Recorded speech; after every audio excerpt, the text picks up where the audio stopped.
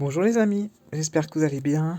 Je suis super contente de vous retrouver comme d'hab et surtout que je vais vous présenter un oracle que je voulais avoir, pardon, absolument. Je l'avais déjà remarqué quand j'étais au Japon. Il était en précommande et je l'attendais parce que je savais que je le prendrais celui-là et quand je suis rentré, il était prêt à être commandé. Donc c'est ce que j'ai fait en rentrant. Et voici à la rencontre de nos mémoires. Voilà, donc c'est un oracle qui va nous parler du château de Fougeray dans la Vienne, qui est un des châteaux les plus hantés de France. Voilà, la propriétaire c'est Véronique Geffroy et Christelle Dubois est la médium qui les a aidés avec toutes les choses qui se sont passées dans le château. Et les photographies quand même, faut noter, c'est d'Adeline Juidis.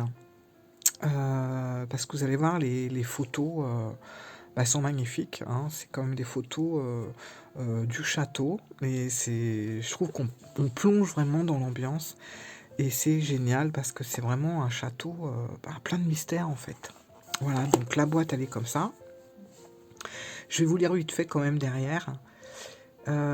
Et si vous partiez à la découverte de nos mémoires pour libérer vos blessures karmiques et transgénérationnelles. Alors moi j'avoue que je m'en sers pas du tout comme ça. Parce que ça m'intéresse pas plus que ça, mais je vais vraiment m'en servir en message. Voilà, que nous enverrait l'au-delà quelque part. Donc, vieux de 7 siècles d'existence, le château de Fougeray est devenu un véritable temple chargé de la mémoire des événements heureux et tragiques qui s'y sont déroulés. Aujourd'hui encore, d'étranges phénomènes paranormaux se manifestent à travers les invisibles, capables de nous conseiller ou de nous mettre en garde. Dans ce coffret, vous découvrirez 44 sublimes photographies d'art auto-vibratoires élevées représentant des éléments de ce géant de pierre. Dans le livre de 216 pages tout en couleur, vous trouverez la signification de chaque carte accompagnée des messages de Félix, d'Alice, du chevalier, etc., ou du château lui-même, canalisé par la célèbre médium Christelle Dubois ainsi que la propriétaire Véronique Geffroy. Voilà. Voilà, on plonge direct dans l'ambiance. Donc, classique, enfin classique non, une belle petite boîte en dur qui prend pas trop de place en plus qui est aimantée, donc c'est top. Le livre, alors le livre, je vais vous en parler vite fait parce que il est quand même intéressant,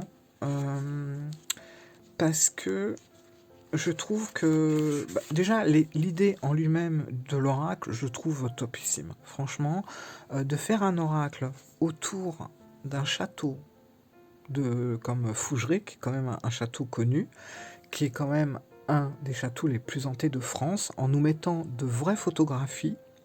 Donc c'est comme si virtuellement, telle une petite souris, on allait se promener comme ça pour voir ce qui se passait à l'intérieur des pièces. Avec l'histoire qui est racontée dedans, moi je trouve unique. Le concept il est unique. Enfin, je sais pas, est-ce que vous connaissez un autre oracle construit de cette façon? Moi, j'en connais pas. Si vous en connaissez, dites-le moi.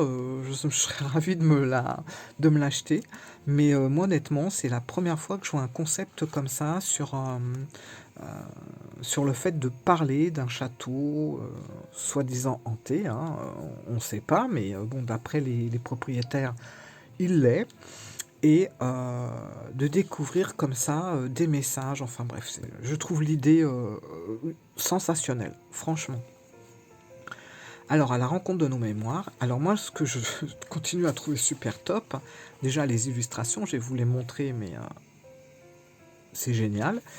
Et c'est surtout qu'on a sur chaque carte un message, une interprétation, et ça j'adore, c'est un petit peu les énergies, les vibrations de Fougeray, donc des anciens habitants. Comme là, en l'occurrence, on a Félix qui va nous parler et qui nous raconte, voilà, en effet, je suis le meneur, le seul capable de communiquer avec tous les esprits de Fougeray, ce lieu, j'en serai toujours le propriétaire, etc., etc. Donc au fil des pages, on va faire connaissance des esprits qui hantent encore les lieux. Et je trouve ça génial. À savoir que Félix, dans les reportages que j'avais vus sur Fougeray, est un des,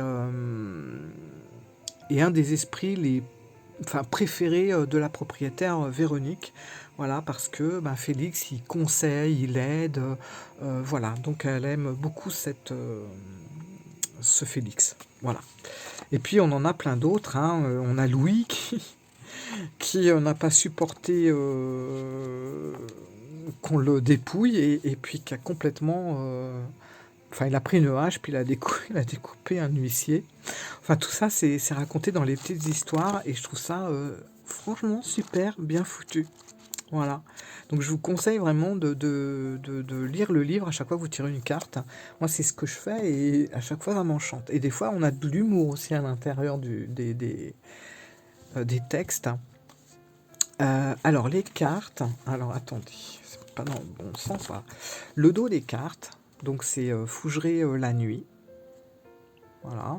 Moi, j'aime bien. C'est en noir et blanc. Et je trouve que pour l'ambiance de l'oracle et du château qui existe, il n'y a rien d'inventé. Je trouve que c'est bien de mettre comme ça ce côté noir et blanc du château avec le reflet dans le miroir. Hein. Voilà, il n'y a pas...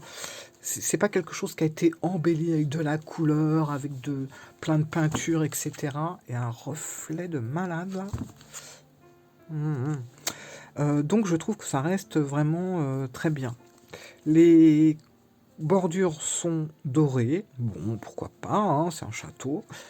Et puis, écoutez, on va passer aux cartes et on va regarder un petit peu tout ça. Et à la fin, on se tirera une carte. Voilà. Donc la spiritualité...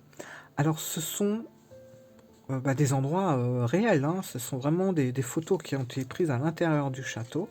Alors, vous voyez, ça, c'est le côté jour, et le dos, c'est le côté nuit. Voilà. Donc, vigilance, l'abondance, c'est magnifique. Très, très, très, très bel oracle. L'opportunité, la sérénité, le masque mortuaire, la confiance, le choix, avec ce personnage-là qui hésite entre ouvrir la porte de droite ou la porte de gauche, le féminin, l'opinicus, la protection, mémoire cachée, le vol, la colère, ça aussi est très belle, le secret, le meneur. Donc je vous présente Félix. C'est Félix, c'est un très connu au château de Fougeray. Hein. Ah, j'aime bien, celle-là est touchante. La fidélité avec le chien en transparence sur le lit. Tout ça sont des pièces qui existent réellement à Fougeray. L'équilibre, reflet du passé, le solstice d'hiver, l'opulence, l'élan, la sagesse, la jalousie. Regardez celle-là, très belle aussi. La renaissance. Alors, moi, quand j'ai regardé les cartes comme ça, il y a des cartes qui m'ont fait penser un peu à certaines cartes du tarot. Voilà. Si vous regardez un petit peu, il y a des cartes, franchement, qui me parlent au niveau des arcanes du tarot. mineures ou majeures, mais il y en a quelques-unes, franchement, elles me parlent beaucoup. Et ça, j'aime bien parce que, voilà, ça peut être un jeu qui va nous conseiller, qui va nous donner des, des indices pour telle ou telle chose, mais je pense qu'on peut aussi l'utiliser pour quelque chose de plus divinatoire. Voilà. Et en plus, on a les équinoxes. Moi, j'aime beaucoup. Alors, regardez l'équinoxe d'automne avec le reflet du château dans la flaque d'eau. L'élévation. Ça, c'est l'escalier très connu du château. La lenteur. La solitude. Alors, ce couloir, c'est pareil. Hein, on le voit un petit peu partout. Si vous allez à Fougeray, bah, vous pouvez voir ce couloir avec les murs verts. L'incertitude. Le nettoyage. Livre de vie. La roue du temps. Le solstice d'été. Avec l'entrée là. Elle et lui. Donc je crois que ça, il y a une histoire aussi derrière ce couple. La réussite. La nuit. La foudre. La source. Alors la source, c'est une des cartes les plus positives. Voilà, c'est-à-dire qu'elle va atténuer toute la négativité des autres cartes. Alors j'ai bien aimé aussi, bon, je ne vais pas tout vous dévoiler non plus, mais comme je vous ai dit, il y a des cartes où c'est Félix qui va nous parler, où ça va être le château de pierre, donc Fougeray, mais ça va être aussi par exemple des endroits comme la source où vous allez avoir des indices pour trouver cette source parce qu'en fait elle n'est pas du tout facile à trouver. Et justement, ben, ça nous dit, voilà, il y a un petit peu un jeu de piste en fait. Elle se trouverait ici, vous allez par là, vous allez par ici, et vous la trouverez. Mais c'est un petit peu difficile à la trouver parce qu'il y aurait des lutins qui ne voudraient pas être dérangés. Enfin, il y a tout un truc là-dessous. C'est assez captivant, je trouve. La justice, l'introspection. Ça c'est pareil, c'est un escalier en fait qui descend, je sais pas trop où, mais qui existe vraiment. Bon là j'avoue il y a une petite mise en scène pour la photo, et il y a des lumières et tout ça, mais vous avez un escalier qui descend, qui existe vraiment. Ça c'est pareil, ça, il existe ce portail, le changement d'horizon. Le masculin. L'équinoxe de printemps. Voilà. Alors on va juste se tirer une petite carte, puis on va regarder pour vous donner une idée de ce qu'il y a de marqué dans le livre. Hop. Mais c'est fascinant, hein, quelle idée, mais quelle bonne idée d'avoir construit cet oracle comme ça, je trouve ça magique, quoi. Voilà, on va prendre celle-là, et c'est les reflets du passé. Très belle carte, on va aller lire ce qu'il y a de marqué. Les reflets du passé, hop. Donc, 33. Tout est numéroté, ça va très vite, vous voyez, 35, hop, et 33, c'est là. Donc, les reflets du passé. Alors, le message de cette carte, voilà, j'espère que vous la voyez bien. Pas de reflet, non. Alors, cette carte vous indique que peu importe le passé que vous portez, il faut aller de l'avant. C'est clair, c'est court. Et l'interprétation, pardon, elle nous annonce une solitude à traverser pour mieux consolider et renforcer les bases du passé. Pour avancer dans le présent et l'avenir, il est essentiel de laisser le passé derrière soi. Il ne s'agit pas de l'oublier ou de l'occulter, mais de le remercier des expériences acquises qui nous permettront d'être plus forts par la suite. Plus fort signifie que notre âme a intégré ces expériences pour maturer sa sagesse. Donc c'est des petits textes un peu à méditer. Et puis, eh ben, on a Alice qui va venir nous raconter une histoire pour mieux comprendre tout ça. Et c'est ça que j'aime, que je trouve vraiment unique. C'est voilà, les esprits qui viennent nous parler. Donc Alice qui nous raconte je n'ai vécu que de 1902 à 1924. Je suis partie bien jeune. Je suis Alice et je vais vous raconter une histoire. Lorsque j'étais dans ma chambre au château, je passais beaucoup de temps à rêver à mon avenir avec mon prince charmant. Puis on m'a présenté Arthur, vicomte de France. Nous nous sommes mariés. C'était un vrai conte de fées. Mais ça n'a pas duré. Je suis tombée malade en allant voir mes beaux-parents. Hospitalisée à Maubeuge, j'y suis décédée. J'ai vu la lumière et puis plus rien. Je suis incapable de vous dire le temps que ça a mis, mais je vous ai vu en pleurs devant mon corps dans ma chambre à Faugeray. Ensuite, je n'ai pas compris, mais je me suis retrouvée vivante dans mon lit, au milieu de mes affaires. J'ai bien saisi que quelque chose n'allait pas, mais j'étais incapable de dire quoi, je ne pouvais plus en sortir. Dès que j'approchais de la porte, elle s'éloignait, de sorte que je ne pouvais jamais l'ouvrir. J'étais seule. Il y avait un immense silence au château. C'était oppressant.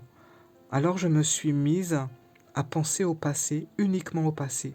Je me suis imaginé que comme ça, j'y retournerais pour de vrai. Il n'en fut rien. Aujourd'hui, j'ai analysé ma courte vie, mais surtout, je vous aide à prendre votre futur en main en vous conseillant.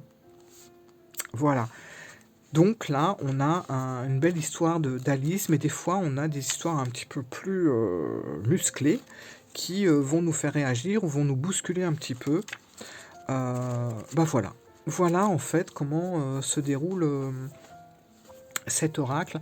Alors on peut s'en servir d'une autre façon parce que là, ça nous dit bien, par exemple, sur la boîte, ça nous dit si vous partiez à la découverte de vos mémoires pour libérer vos blessures karmiques et transgénérationnelles. Bon, voilà.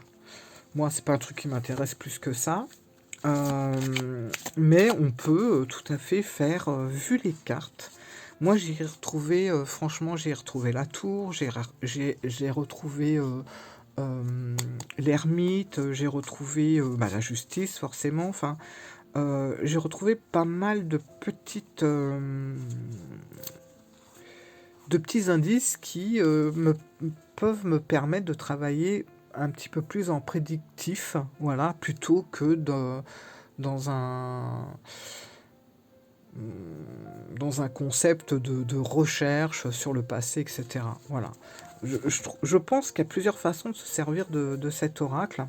Bon, en tout cas, il est super, super intéressant. Alors, moi, j'avais carrément acheté Les Invisibles de Fougeray. Voilà. Parce que je voulais savoir comment cette famille en était arrivée là. Parce que j'avais regardé plusieurs reportages. Fougeray, je connaissais le château. Je savais que c'était un château soi-disant hanté, très réputé pour ça en France. Mais on sait que des fois, c'est un peu du marketing aussi pour... voilà. Bon. Et en fait, en regardant certains reportages et en lisant le livre Les Invisibles de Fougeray, on voit que Véronique Geffroy, c'est quelqu'un qui est très terre-à-terre, qui est plutôt même cartésienne. Et elle, la première, quand elle entendait des choses taper des coups dans les murs, elle raconte aussi l'histoire d'une balle de baseball qui descend les marches comme ça, enfin, plein de choses comme ça, étranges. Petit à petit, elle en est venue au fait qu'il y avait peut-être autre chose en fait, parce que c'était quand même assez récurrent et c'était par période. Et en fait, c'est ce qu'elle raconte là-dedans, c'est comment elle en est venue à croire à tout ça. C'est-à-dire qu'au début, voilà, c'est quelqu'un qui restaure la vieille pierre, et puis Fougeray, elle a eu un coup de foudre, et voilà. et elle l'a retapé, etc. Et à partir de là, elle a commencé à ressentir certaines choses sans vraiment se l'avouer ou même le dire parce que c'était pas du tout dans ses idées de croire à ces choses-là, quoi. Voilà. Et c'est en ça, je trouve que ce livre, Les Invisibles de Fougeray, sont vraiment bien, parce qu'on voit vraiment le cheminement, quand elle achète le château et tout ce qui se passe, jusqu'au moment où, voilà, quoi, hein, il y a quelque chose. Alors, c'est pas le dernier livre, il y a un dernier livre qui est sorti sur Fougeray. Moi, je l'ai pas pris parce que ça m'intéressait beaucoup moins. Ça va pas spécialement parler des Invisibles, ça va toujours parler de Fougeray, bien sûr, du château et tout ça, mais on va pas être dans cette quête de savoir ou de connaître ce qui se passe en fait. Je sais qu'elle va sortir, je pense, en 2024, fin 2024, voire début 2025, le tome 2 des Invisibles. Ça, par contre, je pense que je me l'achèterai parce que j'avais beaucoup aimé la démarche du livre. Alors, je vais juste vous lire. Je vous en fais des lectures aujourd'hui. Laissez-moi vous raconter une histoire aussi incroyable que réelle. Lorsque j'ai entraîné ma famille dans l'acquisition et la restauration d'un château abandonné, j'ignorais qu'il était encore habité par ses anciens occupants. Et si au début, les voix, silhouettes, coups dans les murs et manifestations physiques étranges nous laissaient perplexes, nous avons appris à les connaître, à les comprendre et pour certains à les craindre. Mais surtout, loin des clichés sur les maisons hantées, les Invisibles de Fougeray nous ont fait grandir. Si nous voulions nous en sortir vivants, il fallait ouvrir notre esprit et aux esprits du lieu. Voilà, la fascinante histoire du château le plus hanté de France. Voilà. Je suis contente de cet achat qui sort vraiment de l'ordinaire. Et puis voilà, pour moi, il est unique en son genre. J'en connais pas deux construits de cette façon-là. Et rien que pour ça, je l'adore. Voilà. Je trouve que c'est très très original et une idée vraiment top. Voilà mes amis, je sais que vous êtes plusieurs à avoir cet oracle. Dites-moi ce que vous en pensez, parce que vous avez sûrement travaillé un petit peu avec depuis qu'il est sorti. Est-ce que vous êtes déçu? Est-ce qu'au contraire, vous le trouvez pertinent? Est-ce qu'il vous aide? Est-ce que vous ressentez certaines choses, etc. Je serais vraiment contente d'avoir vos retours. Et puis, si vous ne l'avez pas, est-ce que ça serait un genre de jeu qui vous tenterait ou alors pas du tout? Voilà. Sur ce, mes amis, je vous fais plein de gros bisous et j'ai plein d'autres choses, plein de surprises, plein de trucs qui vont venir dans les prochaines vidéos. Donc je vous dis à très bientôt. Ciao, bisous bisous.